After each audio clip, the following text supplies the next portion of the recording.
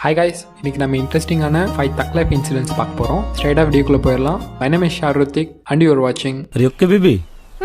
Dark knight சீரீஸில் ஜோக்கராக நடித்த ஹீத் லெஜரை நம்ம எல்லாருக்கும் பிடிக்கும். ஏன்னா அவர் அந்த படத்தில் ஒரு சைக்கோ வில்லனா உசுரை கொடுத்து நடிச்சிருப்பாரு.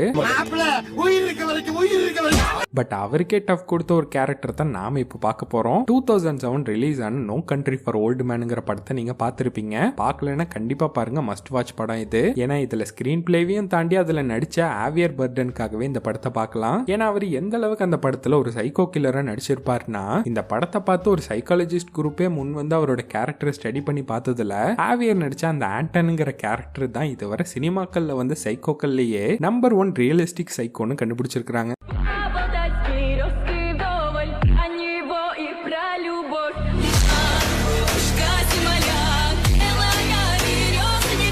டிவியில் ஸ்போர்ட்ஸ் பார்க்கறது டைம் வேஸ்ட்னு தான் நம்ம நினைச்சிருப்போம். ஆனால் டைம் வேஸ்ட் ஆனாலும் உயிர் வேஸ்ட் ஆகாம தப்பிச்சோங்கிற மாதிரியான ஒரு சம்பவம் இங்கே நடந்திருக்கு. 1989 கலிபோர்னியா வரலாற்றிலேயே ரொம்ப மோசமான 6.9 மேக்னிடியூட் எர்த்குயிக் ஒன்று அவங்கள அக்டோபர் 17 தாக்க, இதனால வெஸ்ட் ஓக்லாண்ட்ல உள்ள டபுள் டெக் ஃப்ரீவே கொலாப்ஸ் ஆகியிருக்கு. இதை நியூஸ்ல பார்த்துட்டு இருந்தவங்களாம் ரொம்ப பதறி போயிட்டாங்க. ஏன்னா அந்த ரோட்டுக்கு மேலேயும் கீழேயும் நிறைய வாகனங்கள் போகக்கூடிய பரபரப்பான நேரம் அது. அது போக பிரே பிரிட்ஜும் உடைஞ்சு போக ஒரு ஆயிரக்கணக்கான மக்கள் அந்த விபத்துல மாட்டிருப்பாங்கன்னு எல்லாரும் நினைச்சாங்க. ஆனா 42 பேர் தான் மொத்தமாவே அந்த விபத்துல சிக்கி இருந்தது. எப்படின்னா, அன்னைக்கு San Francisco versus Oakland baseball match இருந்தனால அந்த மேட்சை பார்க்க நிறைய பேர் வழக்கத்துக்கு மாற சீக்கிரமா ஆபீஸை விட்டு வீட்டுக்கு போயிருக்காங்க. நிறைய பேர் வீட்டுக்கு போகாம ஆபீஸ்ல இருந்து மேட்ச் பார்த்திருக்காங்க. இதனால அன்னைக்கு ஊரே வெறிச்சொடி போய் பொருள் சேதத்தை தவிர அவங்களுக்கு பெருசா உயிர் சேதம் எதுவும் அன்னைக்கு ஏற்படல.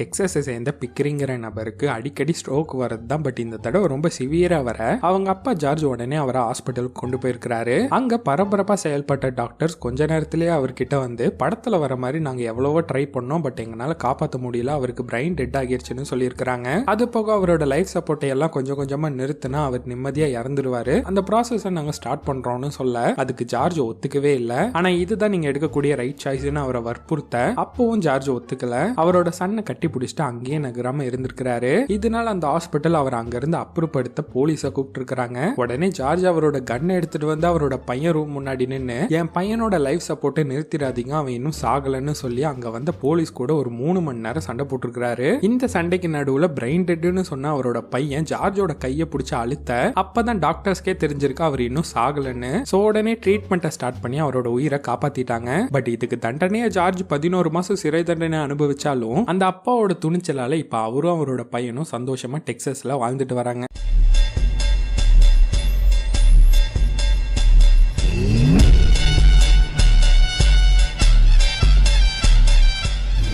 இவரோட பேரு மார்க் இங்கிலீஷ். இவர் ஒரு நியூசிலாண்டை சேர்ந்த மவுண்டனியர். 2006 மார்க் நிறைய மவுண்ட் கிளைம்பர்ஸோட கனவான உலகத்திலேயே மிக உயர்ந்த மலையான மவுண்ட் எவரெஸ்டோட உச்சியை தொட்டிருக்கிறாரு. அதுவரை நிறைய பேர் அந்த சாதனையை பண்ணியிருந்தாலும் இவர் பண்ணது உலகம் முழுக்க பேசப்பட்டுச்சு. கின்னஸ் வேர்ல்ட் ரெக்கார்ட்லயும் இடம் பெற்றாரு. ஏன்னா ஒரு லட்சியத்தை அடைய உன்னால பறக்க முடியலன்னா ஓடு, ஓட முடியலன்னா நடக்க முடியலன்னா தவிழ்ந்து போன்னு மார்ட்டின் லூத்தர் கிங் சொல்லியிருப்பாரு. பட் காலே இல்லைன்னா என்ன பண்றதுங்கிற கேள்விக்கு பதில் தர விதமா தான் இவரோட சாதனை இருந்துச்சு. ஏன்னா இமயமலையோட உச்சியை தொட்ட மார்க்குக்கு காலே கிடையாது. ப்ராஸ்தட்டிக் லெக்க வச்சுதான் 29,000 அடி உயரம் உள்ள ஒரு பனிமலையை ஏறி இருக்கிறாரு.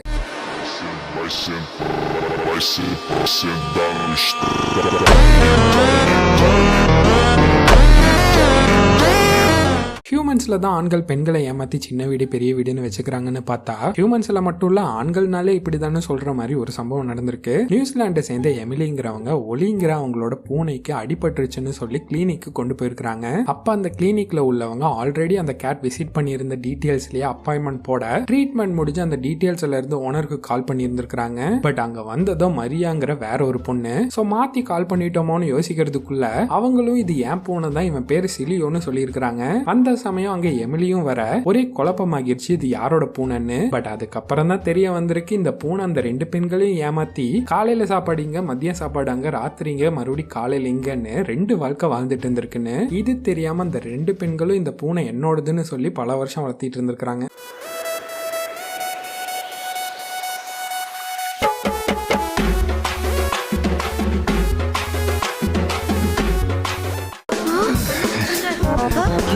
சரோஜா ஸ்ரேயா நீங்க எல்லாரும் ஒண்ணா சேர்ந்துட்டேலா? சரி சரி சரி. ஆத்தா